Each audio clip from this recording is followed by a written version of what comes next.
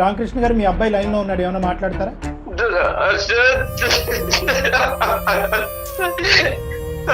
ఎలా ఉన్నావురా?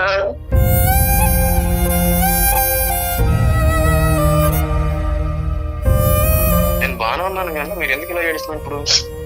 రే, మీ అమ్మ నాలుగో స్టేజ్లో ఉందిరా క్యాన్సర్. నిన్ను ఎప్పటి నుంచి నేను కాలు ట్రై చేస్తున్నాను, నాకు ఆగదురా.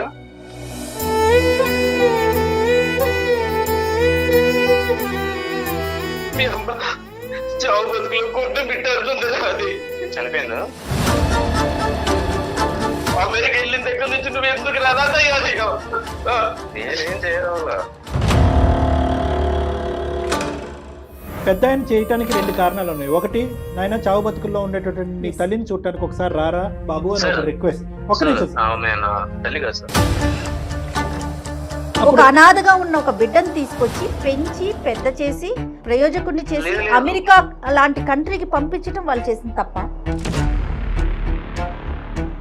కాదు. లేదు లేదు, నాకు నా దృష్టిలో ఎప్పుడైనా కానీ నన్ను కన్న వాళ్ళే నాకు తల్లిదండ్రులు, పెంచిన వాళ్ళు కాదు. సరే, ఎందుకంటే ఇది పెట్టుకుని నేను బయట సమాజంలో నేను తిరగలేను. ఇప్పుడు నన్ను మీరు ఎందుకు పెంచారు, నన్ను పెంచకుండా ఉంటే బాను, నా గాలికి నన్ను వదిలేసేటటువంటి మాట ఈ రోజు మీరు సుఖంగా సంతోషంగా అమెరికాలో దర్జాగా బతుకుతూ ఉన్నప్పుడు అడిగేటటువంటి మాట కాదండి. నాన్న అనే పదం కూడా రాలేదు. అంత పాపం ఏం చేశారండి వాళ్ళు?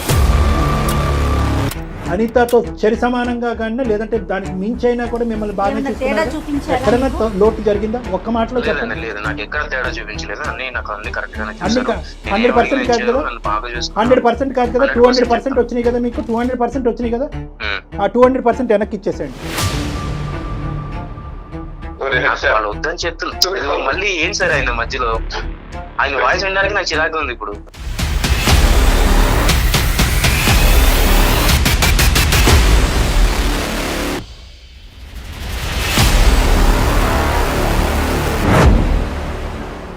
వేరికోస్ వెయిన్స్ కి సరైన చికిత్స కోసం సంప్రదించండి ఎవిస్ హాస్పిటల్.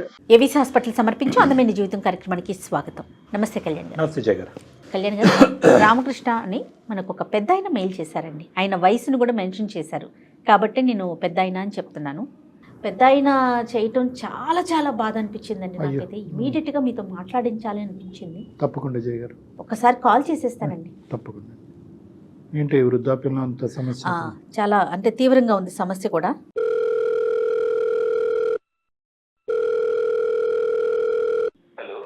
హలో, నమస్తే అండి. నేను జయానండి, అందమైన జీవితం ప్రోగ్రామ్ నుంచి కాల్ చేస్తున్నాను. సుమన్ టీవీ నుంచి కదమ్మా? అవునండి, అవునవును. చెప్పండి అమ్మా. మీరేదో కంగారులో ఉన్నట్లున్నారు, లేకుంటే బాధగా ఉన్నారు. మీ వాయిస్ అయితే నాకు అట్లా అనిపిస్తా ఉంది. మాట్లాడొచ్చండి? అయ్యో అయ్యో, బాధపడకండి.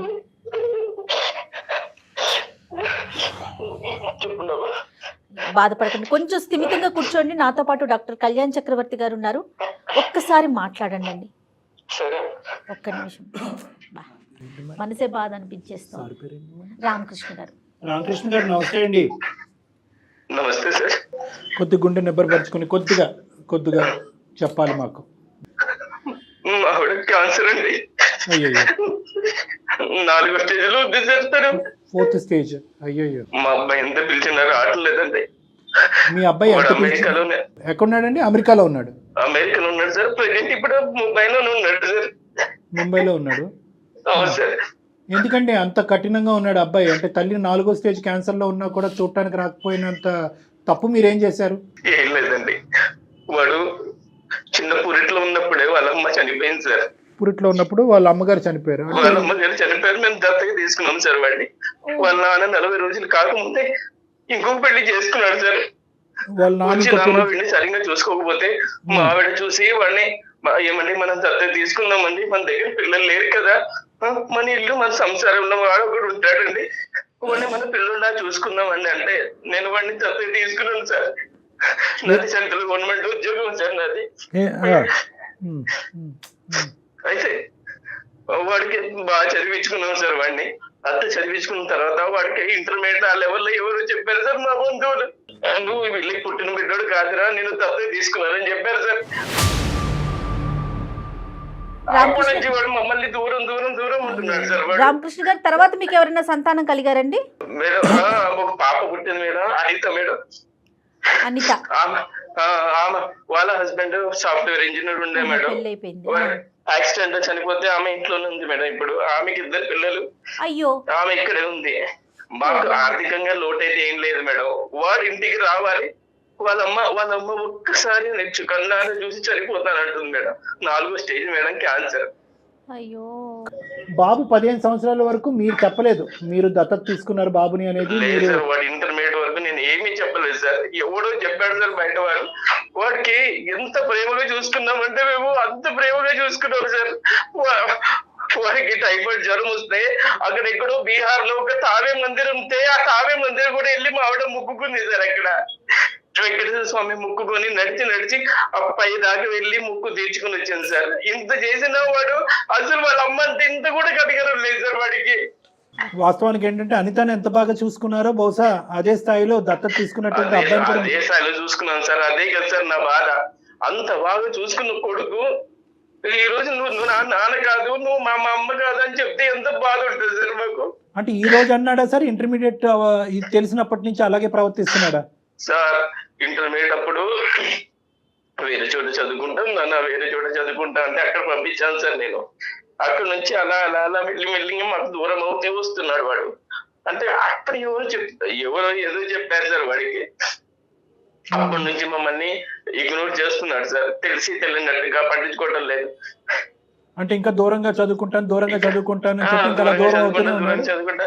వాడు ఇంకా మా దగ్గర ఉంటాడు కదా అని మా చెల్లెలు కూతురికి ఇచ్చి పెళ్లి చేయాలని నేను నిర్ణయించుకున్నాను సార్.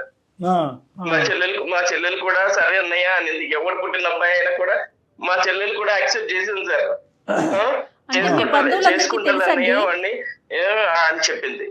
సరే చేసుకున్నంతలో వాడు అక్కడ అమెరికాలోనే ఒక అమ్మాయిని చూసి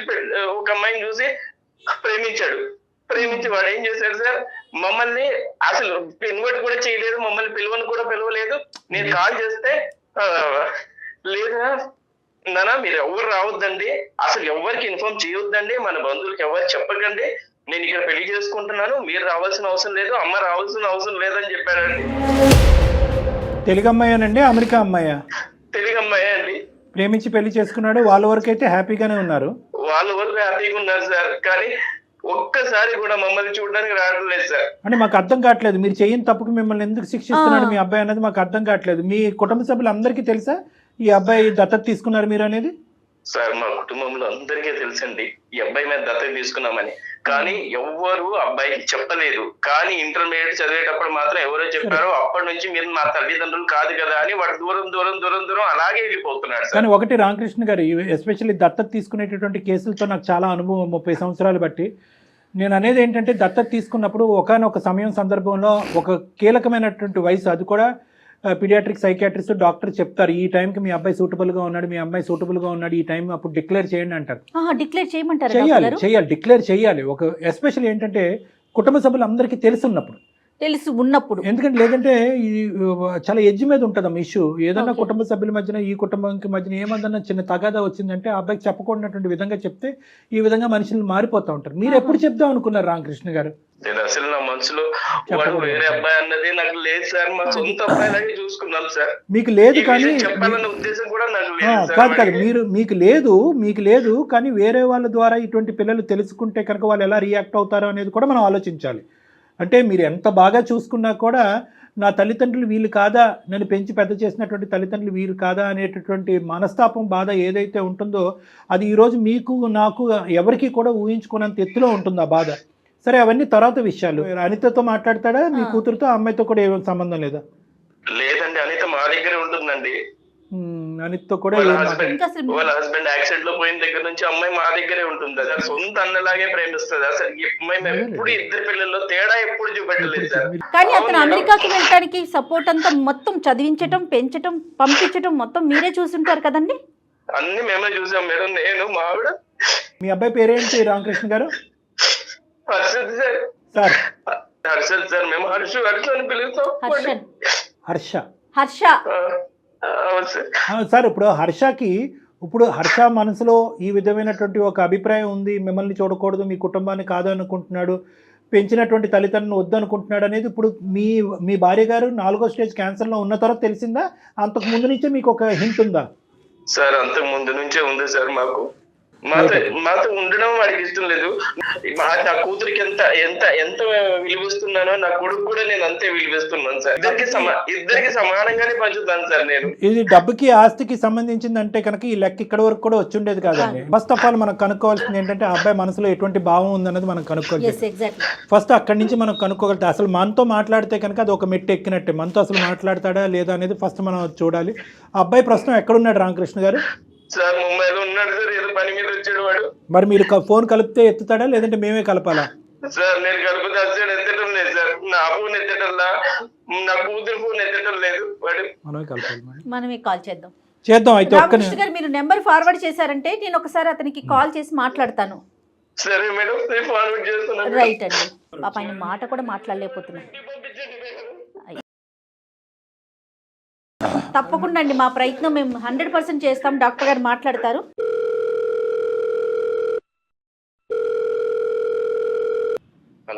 హలో, నమస్తే అండి హర్షిత్ గారు. నా పేరు జయ అండి. నేను సుమన్ టీవీ అందమైన జీవితం ప్రోగ్రామ్ నుంచి మాట్లాడుతున్నాను.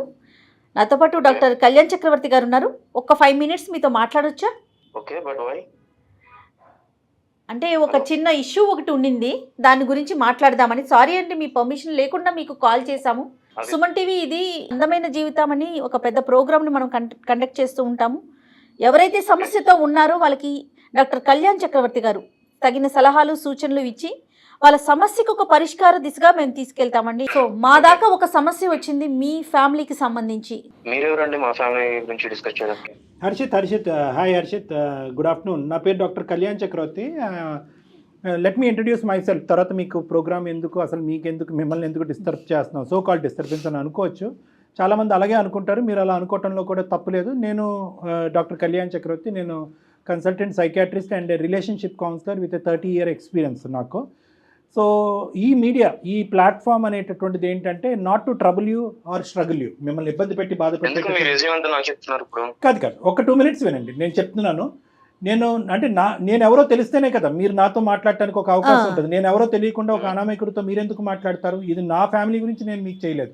మీ ఫ్యామిలీ గురించి ఒక సలహా సూచన తీసుకుని ఒక పెద్ద ఆయన పడేటటువంటి బాధ మీ వరకు తీసుకొస్తే మీరు ఏమన్నా దానికి ఒక సలహా సూచన ఇస్తారేమో అనే ఉద్దేశంతో, ఒక మానవతా దృక్పథంతో చేసేటటువంటి ప్రయత్నం. నా రెజ్యూమ్ మీకు అనవసరం.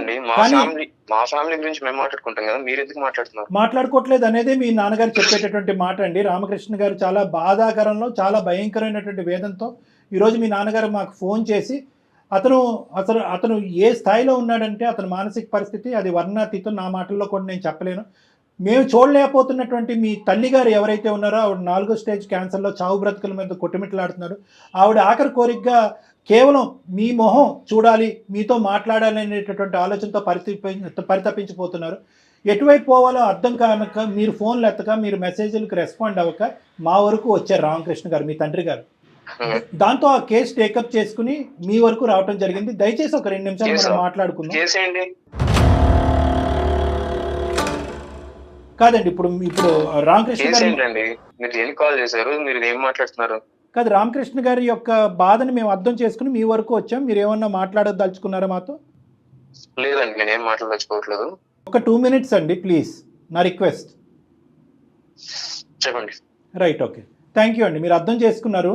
నేను అర్థం చేసుకోలేదు, టైం ఇచ్చాను. Okay, thank you. What ever, ఏదైనా నాకు ఒకే విధంగా వినిపిస్తున్నాయి. కానీ నేను చెప్పేది ఏంటంటే రామకృష్ణ గారు కూడా, మీ నాన్నగారు కూడా ఇక్కడ లైన్లో ఉన్నారండి.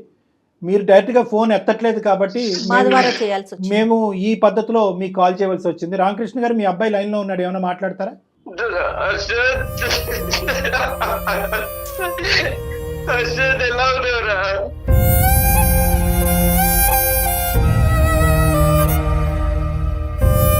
నేను బాగానే ఉన్నాను కానీ మీరు ఎందుకు ఇలా ఏడుస్తున్నారు ఇప్పుడు? మీ అమ్మ 4వ స్టేజ్లో ఉందిరా క్యాన్సర్. నిన్ను ఎప్పటి నుంచి నేను కాలు ట్రై చేస్తున్నాను, నాకు ఆగదురా.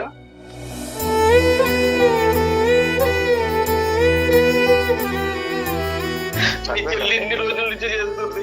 మీ అమ్మ చావు బతుకులు కొట్టు బిట్టాడుతుంది. అది చనిపోయిందా?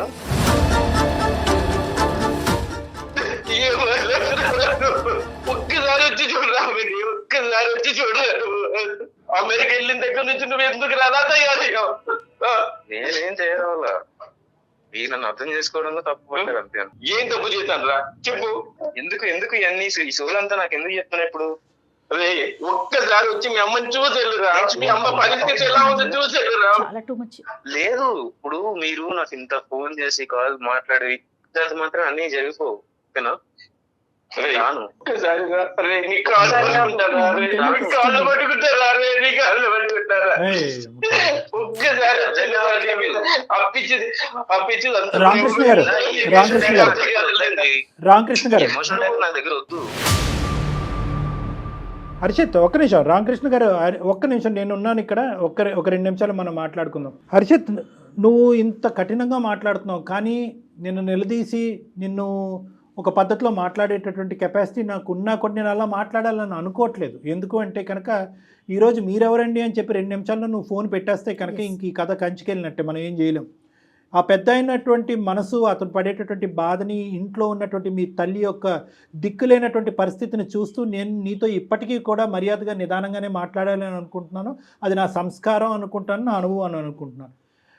రెండే మాట్లాడి పెద్ద ఆయన చేయటానికి 2 కారణాలు ఉన్నాయి. ఒకటి, నాయన చావు బతుకుల్లో ఉండేటటువంటి నీ తల్లిని చూడటానికి ఒకసారి రారా బాబు అని ఒక రిక్వెస్ట్. ఒక నిమిషం, తల్లి కాదు నాన్న, తల్లిని. ఒకటి నిమిషం నాన్న, ఈ డిబేట్లోకి వెళ్తే మనం ఎంతసేపైనా మాట్లాడుకోవచ్చు. ఎవరిని తల్లి అంటారు? ఎవరు తల్లి అంటే ఎవరు?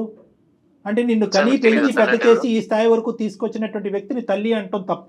అంటే ఓన్లీ కనకపోతే తల్లి కారా అండి? పెంచి పెద్ద చేయలేదు, ఆవిడ తల్లి కాదా మీకు? ఆవిడ చేసిన ప్రయత్నాలు కాదు. లేదు నాకు నా దృష్టిలో ఎప్పుడైనా కానీ నన్ను కన్న వాళ్ళే నా తల్లిదండ్రులు, పెంచిన వాళ్ళు కాదు. సరే, మీకంటే ఇది పెట్టుకుని నేను బయట సమాజంలో నేను తిరగలేను. మీరు ఆ ట్యాగ్ గురించి బాధపడుతున్నారా? అంటే నాకు నన్ను ఆ ట్యాగ్ గురించి నేను వాళ్ళ దూరం పెట్టింది కూడా దాని గురించి. నాకు అవసరం లేదండి అలాంటి రిలేషన్స్, నాకు అవసరం లేదు అలాంటి ఎమోషన్స్, నాకు వద్దు. అంటే ఎందుకు పేరు సంపాదించుకున్నాను, ఎందుకు ఫలానా అని చెప్పేసి నన్ను ఎవరు నోటీస్ చేయొద్దు. కాదు, ఎందుకు బాధపడుతున్నారు మీరు? నాకు అర్థం కానిటువంటిది ఏంటంటే, ఓకే మీకు అనిపించేటటువంటి ఒక అంశం అంటే, నాకు కన్న తల్లి ఒక ఏ తల్లి అయితే నన్ను కన్నదో ఆ తల్లి నన్ను పెంచి పెద్ద చేస్తే కనుక అది మీకు నచ్చుతుంది. ఏ తల్లి అయితే కనుక కనదో, ఏ తల్లి అయితే కనుక మమకారంగా మిమ్మల్ని పంచుతుందో ఆ తల్లి చేయనటువంటి పాపానికి ఈరోజు శిక్ష అనిపించాలా? అలా మీరు అనుకుంటే నేను ఏం చేయలేనండి. నాకు ఇక్కడ కావాల్సిందంటే ఏంటి, నాకు సమాజంలో కొంచెం పేరు కావాలి. సో వీళ్ళ వల్ల నా పేరు అనేది స్పాయిల్ అయ్యేలా ఉంది. అది నాకు తెలియదు రీజన్ ఏంటి, ఎట్లా ఏ విధంగా అవుతుందో మరి మీ కాన్సెప్ట్ ఏంటో మాకు అర్థం కావట్లేదండి హర్ష గారు. ఏ విధంగా మీ పేరు? నేను వాళ్ళ పేరెంట్స్ యాక్సెప్ట్ చేయనండి. మీరే అది మీరే చెప్పండి, సమాజం మీద రుద్దమాకండి. హలో హర్ష గారు మీరు చెప్పేదే మాట్లాడుతున్నారు, మేము చెప్పేది ఒకసారి వినండి. అది మీ అభిప్రాయం, సమాజానికి ఉండదు అలాంటి అభిప్రాయాలు.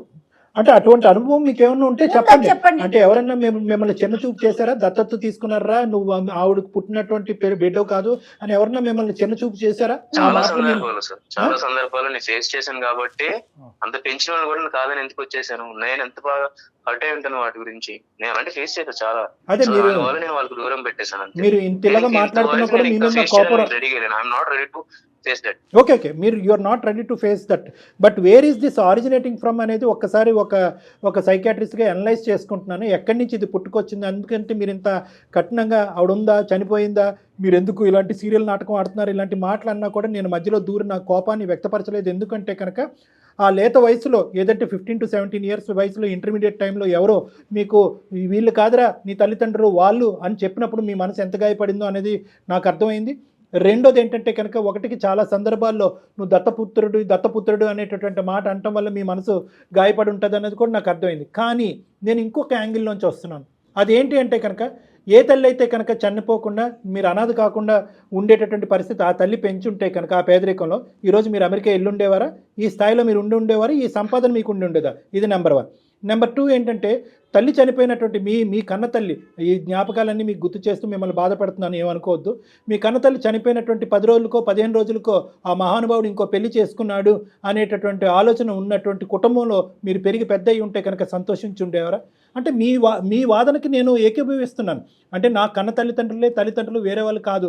మేమేమంటున్నా అంటే కన్నటువంటి వాళ్ళు ఎవరైనా కూడా పెంచినటువంటి వాళ్ళు మీకు ఆ సంతోషాన్ని సుఖాన్ని ఇచ్చేటటువంటి వాళ్ళు తల్లిదండ్రులు కాదు, దేవుళ్ళు అని అంటారు. ఒక అనాథగా ఉన్న ఒక బిడ్డను తీసుకొచ్చి పెంచి పెద్ద చేసి ప్రయోజకుడిని చేసి అమెరికా లాంటి కంట్రీకి పంపించడం వాళ్ళు చేసిన తప్ప అంటే అర్థం కావట్లేదు. అతను కూడా వాళ్ళు పెంపకాన్ని లోపభూయిష్టం చేసి ఏలెత్తి చూపెట్టట్లేదు జయ గారు. అతను కాన్సెప్ట్ ఏంటంటే వాళ్ళని తప్పుగా చూపెట్టట్లేదు, కానీ ఇతనికి పడినటువంటి ఆ బీజం ఏదైతే చిన్నప్పటి నుంచి నలుగురు 4 విధాలుగా మాట్లాడుకుని నుంచి ఇతన్ని హేళన చేసి వెక్కిరించేటటువంటి ప్రయత్నం చేశారో ఆ ట్యాగ్ లైన్కి కారణమైనటువంటి వాళ్ళు వీళ్ళే నన్ను పెంచినటువంటి దత్తత చేసినటువంటి ఈ తల్లిదండ్రులు లేకపోతే నాకు ఆ ట్యాగ్ ఉండదు కదా అని చెప్పి. కరెక్టే. ఆ తల్లిదండ్రులు లేకపోతే ఈ రోజు మీరు ఎక్కడున్నారు?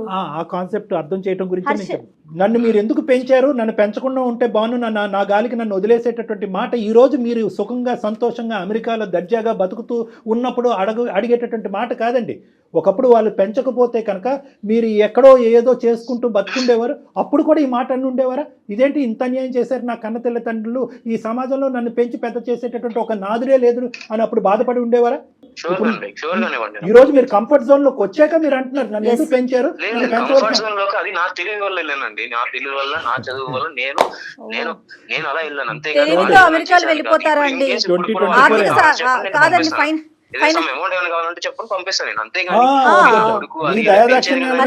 హర్ష గారు మా ఫ్యామిలీలో కూడా పిల్లలందరూ కూడా అబ్రాడ్ కంట్రీస్ లో ఉన్నారండి. ఓన్లీ తెలివితేటలతో వెళ్ళిపోరు, ఫైనాన్షియల్ సపోర్ట్ కూడా కావాలి. ఓహో, ఇప్పుడు మీరు ఎవరిని కొనక్కర్లేదు, అటువంటి దిక్కు లేనటువంటి స్థితిలో వాళ్ళే లేరు. వినండి హర్ష గారు, 2 నిమిషాలు. మీరు మాట్లాడేది అంతా కూడా చాలా 5th గేర్ లో మాట్లాడారు. మీరు 5th గేర్ లో మాట్లాడితే నేను 10th గేర్ లో మాట్లాడగలను, కానీ అది నా సంస్కారం కాదు. ఎందుకంటే ఈరోజు మీరు ఫోన్ పెట్టేస్తే కనుక ఆ మహానుభావుడికి ఇంకా కొడుకు అనేటటువంటి దిక్కు లేకుండా అతను ఇంకో దేనగాథలోకి వెళ్ళిపోతాడు. కాబట్టి అతను పాయింట్ ఆఫ్ వ్యూలోంచి నేను చాలా ఇదిగా మాట్లాడుతున్నాను. ఏమండి, మీకు తెలుసు ఎందుకు ఈ మాటలన్నీ ఓన్లీ మీ తెలివితేటల వల్లే వెళ్ళిపోయారు అక్కడికి. సోకాల్డ్ అమ్మ నాన్న, మీరు అమ్మ నాన్న అని పిలటానికి కూడా ఇష్టపడట్లేదు. ఇంతసేపు మాట్లాడుతున్నా నాన్న అని పదం రాలేదు మీ నోట్లో. నాన్న అనే పదం అని ఇంకో 4 తిట్లు తిట్టినా బాగానే ఉండేది. ఆ మహానుభావుడు ఇంతటితో సరిపెట్టుకుంటానని ఫోన్ పెట్టేసి ఉండేవాడు. నాన్న అనే పదం కూడా రాలేదు. అంత పాపం ఏం చేశారండి వాళ్ళు? మిమ్మల్ని పెంచటమే తప్ప అంత పాపం ఏం చేశారండి? ఈరోజు ఆవిడ క్యాన్సర్తో చచ్చిపోతుంది. హర్ష గారు, ఆవిడ క్యాన్సర్తో చనిపోతుంది. ఏమైంది మానవత్వం? ఒక్కసారి మా ఆవిడతో మాట్లాడిస్తాం సార్ మా బాబుని. ఈ బహుశా కొడుకు ఎక్కడో ఉన్నాడు, ఏదో చేసుకుంటున్నాడని ఫోన్ ఎత్తట్లేదని అనుకునేటటువంటి తత్వం వేరో, ఫోన్ ఎత్తిన తర్వాత ఇప్పుడు ఇక్కడ ఎవరు చనిపోయారని చెప్పి ఏడుస్తున్నాం అనే మాట ఇంకా భయంకరంగా ఉంటుంది. దయచేసి ఆవిడకి ఈ మాటలు వినిపించకూడదు. మనం ముగ్గురు మాట్లాడుకుందాం. హర్ష, ఒక్క నిమిషం. హర్ష చెప్పండి ప్లీజ్ నాన్న, ప్లీజ్. మరీ ఎంత కఠోరంగా మాట్లాడితే నేను ఏమీ మాట్లాడలేను. ఖచ్చితంగా కఠోరమే నాన్న. ఇది కఠినత్వం. కొన్ని వేలాది లక్షలాది మంది ఈ ప్రోగ్రామ్ చూసేటటువంటి వాళ్ళు, డాక్టర్ గారు మీరు అంత మర్యాద ఇచ్చి అంత నెమ్మదిగా అతనితో ఎందుకు మాట్లాడుతున్నారు అని అనేటటువంటి వాళ్ళు.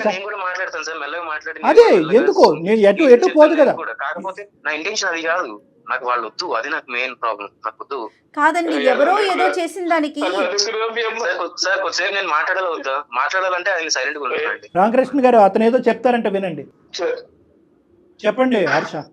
నా మెయిన్ పాయింట్ ఏంటంటే నాకు వాళ్ళు వద్దు సార్.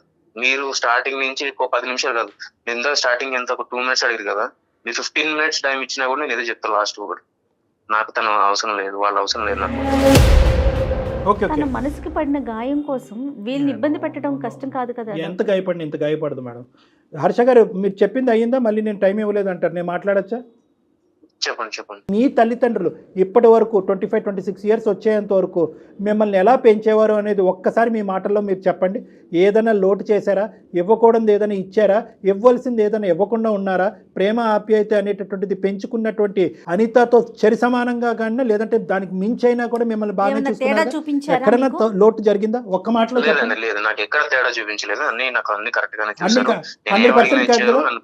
100% కాదు కదా, 200% వచ్చినాయి కదా మీకు. 200% వచ్చినాయి కదా, ఆ 200% వెనక్కి ఇచ్చేసేయండి. సరే అండి, ఇవ్వండి. ఇప్పుడు అదే అడుక్కుంటున్నాడు ఆ పెద్దాయన. మాకు కావాల్సిన ఈ వృద్ధాప్యంలో ఉండే చావు బ్రతుకుల్లో ఉండేటటువంటి మమ్మల్ని ఇద్దరిని ఆ ప్రేమ ఆప్యాయత ఇవ్వండి. మీరు ఇచ్చేటటువంటి డబ్బులు అక్కర్లేదు. ఇవ్వనండి, ఇవ్వలేను. ఇప్పుడు నాకు వద్దనే కదా మీరు పాయింట్ మర్చిపోతున్నారండి. వాళ్ళు వద్దని చెప్తున్నారు మళ్ళీ ఏం సార్ ఆయన మధ్యలో ఆయన వాయిస్ వినడానికి నాకు చిరాకు ఉంది. ఇప్పుడు ఓ మై గాడ్, ఇరిటేటింగ్ గా ఉంది అంతా. ఎక్కడ వినలేదు చూడలేదు మేడం. ఇది చూడం కూడా ఇలాంటి సమస్యను ఎక్కడ వినలేము. ఇది సమస్య కాదు మేడం, ఇది వన్ సైడెడ్ సమస్య. పోనీ మా నాన్న ఆ వయసులో ఇలా చేశాడు, మా అమ్మ ఇలా చేసింది కాబట్టి నేను ఇంత కఠోరంగా మారిపోయాను, నా కోడల్ని నా భార్యని ఇలా నాన్న మాటలు అన్నారు కాబట్టి నా భార్యని తీసుకుని నేను అమెరికా వచ్చి వ్యత్యాసం చూపించారు. ఇది కంప్లీట్ గా వన్ సైడెడ్. వీళ్ళు ఏం పాపం చేశారు? ఎలా హర్ష ఈ ప్రాబ్లం కి మేము సొల్యూషన్ చెప్పలేము. ఐఎమ్ సారీ, మీరే చెప్పగలరు ఈ ప్రాబ్లం కి. వాళ్ళ వల్ల పడిన ఇబ్బందులు ఏంటి లేవంటున్నాడు కదా మేడం. 100 కాదు 200% ఇబ్బంది లేదు. ఇది జస్ట్ ఈస్ ఫిక్సేషన్. అతని యొక్క ఫిక్సేషన్, అతని యొక్క కాన్సెప్ట్. ఏంటా కాన్సెప్ట్ అంటే కనుక పెంచినటువంటి తల్లిదండ్రులు పెంచి ఈ లెవెల్ వరకు వచ్చే పెంచబడ్డటువంటి తల్లిదండ్రులకి ఒక కొడుకుగా అతను సమాజానికి చూపెట్టదలుచుకోలేదు. అతను కనేటటువంటి పిల్లలకి పలానా వాళ్ళు నేను దిక్కులేనప్పుడు వదిలేస్తే కనుక పలానా వాళ్ళు నాయనమ్మ తాతయ్య నేను పెంచారా అని పిల్లలకు చూపెట్టాలనుకోవట్లేదు. భార్యకి వీళ్ళు నన్ను పెంచినటువంటి అత్తమామ అన్నట్టుగా చూపెట్టుకోవట్లేదు. సో ఈ పెంచినటువంటి అనేటటువంటి ట్యాగ్ అతనికి నచ్చకపోవటం అనేది అతని బ్రెయిన్ లో పడినటువంటి ఒక ఫిక్సేషన్. అంతే కదా హర్ష? అంతే అండి, మీరు బాగా అర్థం చేసుకున్నారు. ఇంతే అర్థంగా కాలు పట్టుకుంటారు పట్టుకున్నంత మాత్రం ఏమొస్తుంది? ఏమి రాదు నాన్న, ఎవరి కాళ్ళు ఎవరు పట్టుకున్నంత మాత్రం ఏమీ రాదు. కొంచెం పంపించండి సార్ మా వాడిని. నేను కూడా వచ్చి కాలు పట్టుకుంటాను. ఇది రాదు కదా. పోనీ రండి, ఆ విధంగా కాలు పట్టుకోండి ఒకసారి. ఆ తని తిరుగుతుంది ఆ మహాతల్లికి. పోనీ వచ్చి కాలు పట్టుకుని మీరు నా తల్లిదండ్రులు కాదు అనే మాట చెప్పడానికి గురించేనే ఇక్కడికి రండి. హర్ష గారు మాట్లాడుతున్నారండి మీరు. ఇంతగా ఒక పెద్ద ఆయన ఇన్నిసార్లు ఈ విధంగా మాట్లాడుతున్నా కూడా మీకు కనికరం అనిపించట్లేదండి? కనీసం వచ్చి ఒక్కసారి కనిపించి వెళ్ళిపోండి. ప్రేమ లేకపోయింది. నేను ఏం చెప్పాను, ఏం మాట్లాడాను అనేటటువంటిది నీకు నచ్చచ్చు నచ్చకపోవచ్చు. నెంబర్ 1 చెప్పా పెట్టకుండా నీకు ఫోన్ చేయటం, దానివల్ల మా మీద ఎంత కోపం ఉందో మాకు తెలియదు. కానీ ఇవన్నీ తీసి పక్కన పెట్టు. చిన్నప్పుడు మాట్లాడినటువంటి మాటలన్నీ తీసి పక్కన పెట్టు. 1కి 100 సార్లు నీ నోటు వెంట నువ్వే అన్నావు 200% నా తల్లిదండ్రులు నన్ను ప్రేమించారని చెప్పి. ఏ మచ్చ లేనటువంటి ఈ పెంపకాన్ని ఎందుకు ఇలా శిక్షిస్తున్నావు? ఒక్క 2 నిమిషాలు ఆలోచించు. బతిమాలుకుంటున్నాను, వేడుకుంటున్నాను, అడుక్కుంటున్నాను. రామకృష్ణ గారు, మీ అబ్బాయితో ఏమైనా చెప్పాలి అనుకుంటున్నారా? సార్ చాలా ఉంది సార్ చెప్పడానికి. మీ అమ్మ చేసిన తప్పేమన్నా ఉందా? నేనేమన్నా తప్పు చేస్తానంటే శిక్షించరా? ఒక్కసారి హర్ష, నేను ఏం చేయటం కాదు నన్ను, ఏం చేయాలో నీకు తెలుసు. మేం చెప్పేవాళ్ళం ఎవరు నీకు తెలుసు. నీది మరీ అంత కఠోరమైనటువంటి మనసు కాదు. నువ్వు ఎందుకు అలా మారిపోయావు మాకు అర్థం కావట్లేదు. ఒక్కసారి 4 మెట్లు దిగి మీ నాన్నగారు వేడుకునేటటువంటిది ఏంటి అన్నది ఒక్కసారి కళ్ళు మూసుకుని ఆలోచించండి, అన్ని క్లియర్ అవుతాయి. ఇది డబ్బుల గురించి కాదు, ఆస్తుల గురించి కాదు. సార్ అక్కడికి వచ్చిన తర్వాత నాకు వాళ్ళ రిలేషన్స్ ఎవరైతే ఉన్నారో వాళ్ళందరూ వచ్చి నన్ను పాయింట్అవుట్ చేసి మాట్లాడతారు, నాకు నచ్చదు. ఇంకొకటి ఏంటంటే చిల్లి భర్త లేడు, చిల్లి పిల్లలు ఇలా అని చెప్పేసి ఈ రిలేషన్స్ ఈ ఎమోషన్స్ అన్ని తీసుకొచ్చి నన్ను ఎత్తులు పెట్టద్దు అని చెప్పండి సార్. నేను వచ్చి కామ్గా చూసి ఓకే ఆవిడ హెల్త్ బాగాలేదన్నారు, ఓకే నేను వచ్చి చూసి వెళ్ళిపోతాను అంతే. ఇది కూడా నేను రాకూడదనే డిసైడ్ అయింది. కాకపోతే వీళ్ళు నా ఫ్యామిలీ అని మీరు అంటున్నారు. సరే బయట మనుషులు మీరేంతలా నా గురించి ఆలోచించి మా ఫ్యామిలీ గురించి ఆలోచించి చెప్తున్నారు కాబట్టి నేను ఏదో వచ్చి చూసి వెళ్ళిపోవడం మీకోసం పర్టికులర్ గా సార్. చిన్న హెల్ప్ చేయండి హర్ష గారు. థ్యాంక్ యూ సో మచ్ అండి మా మాట మన్నించినందుకు. అయితే మీరు వచ్చేటప్పుడు ఒక్కసారి ఫోన్ చేశారంటే ముందు మనం డాక్టర్ కళ్యాణ్ గారి దగ్గర ఒక్కసారి కూర్చుందాం. ఒక 10 నిమిషాలు మాట్లాడాక అందరం కలిసి అమ్మని చూడటానికి వెళ్దాం ప్లీజ్. ఆ అవకాశం మాత్రం మాకు ఇవ్వండి. సరే అండి. Super very good. Thank you Harsha, thank you so much. మా విన్నపాన్ని మా బాధను మన్నించినందుకు. మీ తల్లిదండ్రుల గురించి నేను ఇలా అడుక్కోవటం అనేది నాకు విడ్డూరంగా అనిపించింది. అయినా కానీ మాకు అందరికీ నచ్చినటువంటి ఫలితం బహుశా ఫ్యూచర్లో మీకు ఎంతో మమ్మల్ని మీరే ఎంతో ఆశీర్వదిస్తారేమో. అరే ఇంత మంచి కార్యక్రమం అని చెప్పి, ఇంత మంచి వేదిక అని చెప్పి. ఇది ఎందుకంటే ఒక కుటుంబానికి మించినటువంటిది ఏదీ లేదు. ఆ కుటుంబాన్ని కలిపినటువంటి పుణ్యం మాకుంటుంది. మీరు చేసేటటువంటి స్టెప్ ఏదైతే ఈరోజు తీసుకుంటున్నారో దాన్ని అందరూ హర్షిస్తారండి. Everybody is going to be happy about this. చాలా థాంక్యూ అండి, చాలా థాంక్యూ. అతను వస్తాడు, అంత మంచిగా జరగబోతుంది. ధైర్యంగా హ్యాపీగా ఉండండి. ముందుగా మీ భార్య గారికి జరిగినటువంటి సంభాషణ కూడా ఆవిడకి ఒకసారి తెలియపరిచి గుండె ధైర్యం చేయండి. థ్యాంక్ యూ రామకృష్ణ గారు. థ్యాంక్ రైట్ యూ అండి. థ్యాంక్ యూ రామకృష్ణ గారు, హర్ష గారు, thank you so much. Thanks sir.